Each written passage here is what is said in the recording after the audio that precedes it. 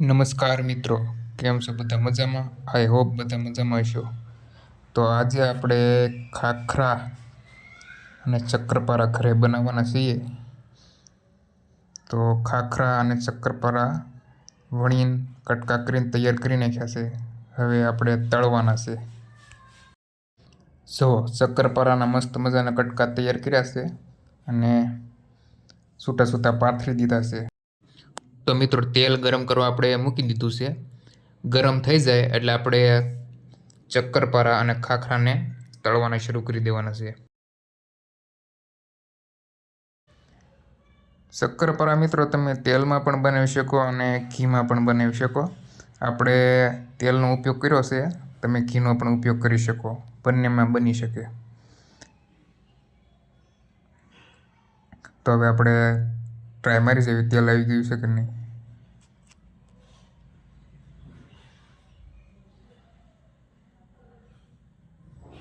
હજી જેવું તેવું તેલ આવ્યું છે.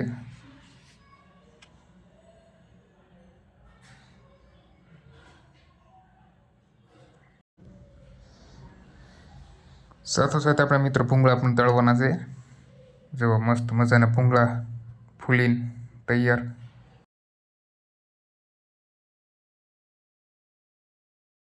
તો ભૂંગળા આપણે એક બાઉલમાં કાઢી લઈએ. ભૂંગળા બાઉલમાં કાઢી લીધા છે.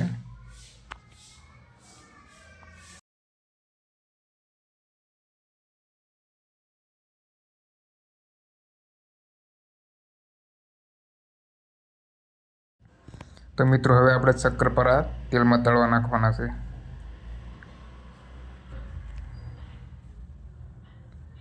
ઝડપથી નાખો, આપણે નકર પાછળથી જે નાખવી કાચા રહે.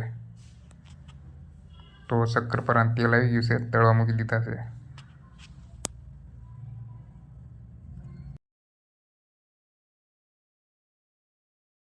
આવી રીતે શક્કરપારાને હલાવતા જવાના એટલે ચોંટી ન જાય. બ્રાઉન કલરનો કલર આવી જાય એટલે મિત્રો કાઢી લેવાના. જો આવો ભૂખરો રંગ થઈ જાય એટલે આપણે શક્કરપારા કાઢી લેવાના.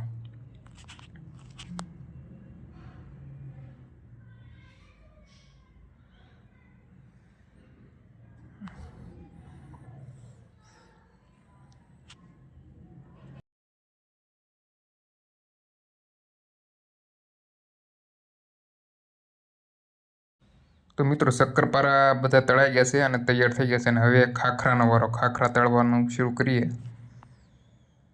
જુઓ ખાખરા આવી રીતે તેલમાં તળાય. જુઓ આ ખાખરા તૈયાર થયેલા.